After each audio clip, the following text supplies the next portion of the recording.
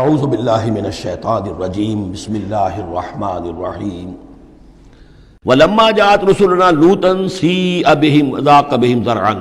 تو جب آئے ہمارے یہ فرشتادے بھیجے ہوئے، ہمارے یہ پیغامبر، یہ فرشتے لوط کے پاس، سیء بہم کہ وہاں پر یہ بھیجے گئے تھے بہت خوبصورت لڑکوں کی شکل میں، اور ان کے ہاں جو تھا معاملہ آپ کو معلوم ہے کہ جو عبرت پرستی ان کے ہاں تھی اور جو سوڈمی تھی، تو یہ لڑکے خوبصورت آ گئے تو اس قوم کے لیے تو ان کے لیے جشن ہو گیا کہ ہمارے لیے شکار آ گئے ہیں بہت اچھے، لوط کے ہاں بڑے عمدہ شکار پہنچے ہیں، لہذا وہ سب غول کے غول اب آ رہے ہیں حضرت لوط علیہ السلام کے گھر پر چڑھائی کر رہے ہیں۔ تو جب ہمارے یہ فرشتادہ، ہمارے یہ جو نوجوان لڑکوں کی شکل میں جن کو بھیجا گیا تھا فرشتوں کو، وہ جب پہنچے حضرت لوط کے پاس، سیء بہم، وہ ان کو دیکھ کر بہت غمگین ہوا کہ یہ بڑا میرے لیے، وضاق بہم ذرعا، ان کا دل بڑا تنگ ہوا، وقال ھذا یوم عصیب، اور انہوں نے کہا یہ تو میرے لیے بڑا سختی کا دن آ گیا ہے،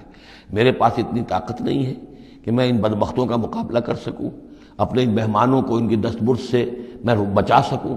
اور وہ لوگ جو ہیں جانتے تھے جس قسم کی خبیث ان کی تباہی ہو چکی تھی کہ وہ کسی اپیل اور کسی دلیل سے باز آنے والے نہیں ہیں، تو اس سے ان کے دل کے اندر جو ہے وہ ایک عجیب کیفیت پیدا ہوئی۔ سیء بہم وضاق بہم ذرعا وقال ھذا یوم عصیب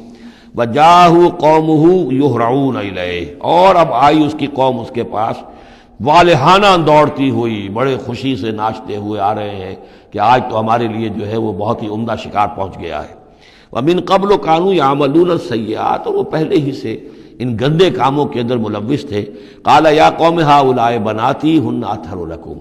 حضرت لوط نے فرمایا کہ دیکھو میری قوم کے لوگوں، میری بیٹیاں موجود ہیں، وہ تمہارے لیے بہت پاکیزہ ہیں۔ اس کے دو معنی کیے گئے، ایک تو یہ کہ بیٹیوں سے مراد ہے کہ جو تمہاری بیویاں ہیں وہ میری بیٹیوں کے مانند ہیں۔ نبی جو ہوتا ہے وہ گویا کہ قوم کے لیے والد کی جگہ ہے، جیسے کہ قرآن مجید میں وَأَزْوَاجُهُ أُمَّهَاتُهُمْ، حضور کی تمام ازواج جو ہیں وہ پوری امت کے لیے ماؤں کے درجے میں ہیں، تو گویا کہ یہ میری بیٹیاں ہیں، اللہ نے تمہارے لیے ان کو پیدا کیا ہے، تمہارے لیے جوڑا بنایا ہے، وہ پاک جو ہے تمہارے لیے راستہ اپنی شہوت کی کے تقاضے کو پورا کرنے کے لیے صحیح راستہ اس کو چھوڑ کر، اور یہ بھی ہو سکتا ہے کہ انہوں نے اپنی بیٹیوں ہی کو پیش کیا ہو کہ تمہیں اگر کرنا ہی ہے تو نکاح کر لو، میں اپنی بیٹیاں تمہیں نکاح میں دینے کو تیار ہوں، لیکن میرے جو یہ مہمان ہیں ان کے بارے میں مجھے رسوا نہ کرو۔ قال یا قوم هؤلاء بناتی ہن اطہر لکم فاتقوا اللہ ولا تخزون فی ضیفی، تو اللہ کا خوف کرو اور دیکھو مجھے میرے مہمانوں کے معاملے میں رسوا مت کرو۔ الیس منکم رجل رشید، کیا تم میں کوئی ایک آدمی بھی شریف اور کوئی ایک آدمی بھی نیک چلن نہیں رہا؟ یعنی کوئی تو تم میں سے ایسا نکل آتا جو میرا ساتھ دیتا، جو میری ہاں میں ہاں ملاتا، تم میں تو معلوم ہوتا کہ کوئی ایک شخص بھی شریف النفس باقی نہیں رہا۔ قالوا لقد علمت ما لنا فی بناتک من حق، انہوں نے کہا کہ اے لوط تمہیں خوب معلوم ہے تمہاری بیٹیوں پر ہمارا کوئی حق نہیں ہے۔ اس سے معلوم ہوتا ہے وہ دوسری ہی بات ہی زیادہ راجح ہے۔ وَإِنَّكَ لَتَعْلَمُ مَا نُرِيدُ، اور تم خوب جانتے جو ہم چاہتے ہیں، یعنی باتیں مت بناؤ، ہماری توجہ جو ہے ادھر ادھر لے جانے کی کوشش نہ کرو، تم جانتے ہو ہم جو چاہتے ہیں، جس کے لیے ہم حاضر ہوئے ہیں، جس کے لیے ہم پہنچے ہیں۔ قَالَ لَوْ أَنَّ لِي بِكُمْ قُوَّةً، انہوں نے کہا کاش کہ میرے پاس تمہارے مقابلے کے لیے کوئی طاقت ہوتی، او آوی الی رکن شدید، یا وہ کوئی قلعہ ایسا ہوتا جس میں مضبوط میں جا کر پناہ لے لیتا اور تم سے اپنے آپ کو اور اپنے مہمانوں کو بچا لیتا۔ یہاں ہے اصل میں حضور صلی اللہ علیہ وسلم کی ایک حدیث میں الفاظ آئے ہیں، یرحم اللہ لوطا لقد کان یاوی الی رکن شدید، اللہ تعالیٰ رحم فرمائے لوط پر، وہ ایک مضبوط قلعے میں تھے، اللہ تعالیٰ کی حفاظت تو انہیں حاصل تھی، لیکن یہ کہ اس وقت جو صورت بن گئی تھی ان کے لیے، جیسے جب جادوگروں نے جو اپنے انچھر پھینکے تھے اور وہ بھی بن گئے تھے فرعون کے دربار میں، وہ بھی شکل اختیار کر لی تھی انہوں نے سانپوں کی، تو حضرت موسیٰ پر بھی وقتی طور پر خوف طاری ہو گیا تھا۔ تو بربنائے طب بشری خوف کا ہو جانا یہ کوئی نبوت کی عصمت کے منافی نہیں ہے۔ تو یہاں پر بھی اللہ تعالیٰ کی حفاظت تھی، اور جیسا کہ آیا فرشتوں نے پھر ذرا سا ایک ہاتھ ہلایا اور سب کے سب اندھے ہو گئے، وہ اس طرح کا معاملہ تفاصیل تورات میں ہے۔ قال لو ان لی بکم، لیکن جو حسرت کی کیفیت تھی اور جس طرح ضیق میں ان کی جان اس وقت آئی تھی، اس کا تصور کیجئے، کاش کہ میرے پاس تمہارے مقابلے کے لیے طاقت ہوتی، او آوی الی رکن شدید، یا کوئی ایسا ہوتا مضبوط مستحکم قلعہ جس میں جا کر میں پناہ لے لیتا۔ قالوا یا لوط انا رسول ربک، ان فرشتوں نے کہا اے لوط گھبرائیں نہیں، ہم آپ کے رب کے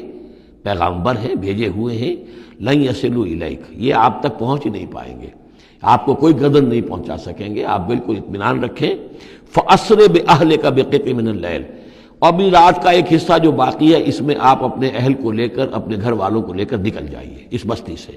وَلَا يَلْتَفِتْ مِنْكُمْ أَحَدٌ، اور کوئی بھی آپ میں سے پیچھے نہ دیکھے، پیچھے توجہ نہ کرے، پیچھے کی طرف کوئی خیال نہ آئے کہ ہمارے دوست تھے اور ہمارے یہ تھے اور ہمارے عزیز تھے، إِلَّا امْرَأَتَكَ، اور آپ کی بیوی بھی ساتھ نہیں جائے گی، وہ بھی یہیں رہے گی۔ یہ دو بیویاں ہیں جلیل القدر پیغمبروں کی، جن کا ذکر پھر آئے گا بڑی وضاحت کے ساتھ سورہ تحریم میں۔ ایک حضرت نوح علیہ السلام کی بیوی اور ایک حضرت لوط کی بیوی، کہ یہ اگرچہ کہ کانتا تحت عبدین من عبادنا صالحین فخانتاہما فلم یغنیا عنہما من اللہ شیئا، اگرچہ وہ ہمارے دو بہت ہی نیک اور بہت ہی برگزیدہ بندوں کے تحت تھیں، ان کے گھروں میں آباد تھیں، لیکن یہ کہ انہوں نے خیانت کی، اور اس کے نتیجے میں یہ ہے کہ پھر وہ اللہ تعالیٰ کے عذاب سے ان کے شوہر انہیں بچا نہیں سکے۔ نہ حضرت نوح بچا سکے اپنی اس بیوی کو، اور نہ حضرت لوط بچا سکے اپنی اس بیوی کو۔ الا امرأتک، سوائے آپ کی بیوی کے، انہ مصیبھا ما اصابہم، اس کے اوپر تو وہی مصیبت آ کر رہنی ہے جو ان سب پر آنی ہے۔ ان موعدہم الصبح، اور دیکھیے ان کے وعدے کا وقت صبح کا ہے، صبح کو وہ عذاب آ جائے گا۔ الیس الصبح بقریب، کیا صبح قریب نہیں ہے؟ یعنی اب جلدی کیجئے، اب آپ فوری طور پر یہاں سے اپنی بچیوں کو لے کر نکل جائیے۔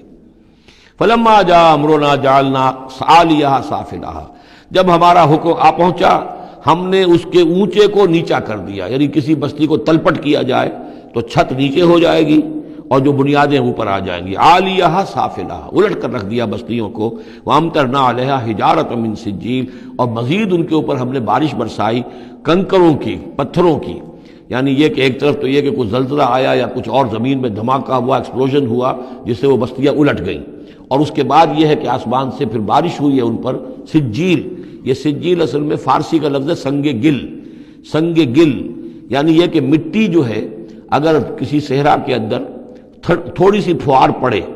اور زیادہ تیز بارش نہ ہو تو وہ ہر قطرے کے ساتھ تھوڑی سی مٹی مل کر وہ ایک چھوٹا سا دانہ بنتا ہے، اور وہ پھر دھوپ جب پڑتی ہے تو وہ پھر پک جاتا ہے، جیسے کہ کہیں آپ اینٹیں پکاتے ہیں اپنے بھٹیوں کے اندر، یہ پھر کہلاتی ہے سنگ گل۔ یعنی یہ پتھر تو ہے لیکن یہ پتھر نہیں ہے، یہ مٹی کے بنے ہوئے پتھر ہیں، کنکر ہیں۔ ان کنکروں کی بارش ہوئی جس کے اندر کہ اس کو بالکل دفن کر دیا گیا ان دونوں شہروں کو۔ منضود، تہ بر تہ، وہ جو بارش ہو رہی تھی کنکروں کی تہ بر تہ۔ مسومۃ عند ربک، اور وہ نشان زد تھے تیرے رب کی طرف سے، یعنی ہر ایک کے لیے معلوم تھا کہ کس کو کون سا پتھر لگنا ہے اور کون سا جو شخص ہے اس کی ہلاکت کس کے ذریعے سے ہونی ہے۔ وما ہی من الظالمین ببعید، اور یہ ان ظالموں سے کچھ زیادہ دور نہیں ہے، یعنی جو مشرکین مکہ ہیں، جو قریش ہیں اور عرب کے جو مشرک ہیں، ان سے یہ بستیاں کو دور تو نہیں ہیں، اس لیے کہ یہ جب جاتے تھے فلسطین کی طرف اپنے قافلے لے کر تو یہاں سے گزرتے تھے۔ قوم سمود کا مسکن بھی ان کے راستے میں آتے تھے، قوم مدین کا علاقہ بھی ان کے راستے میں آتا تھا، پھر یہ عمورہ اور صدوم کی بستیوں کے جو ہے یہ بھی کچھ ان کے جو آثار باقی رہ گئے تھے وہ بھی آتے تھے۔ صدق اللہ العظیم۔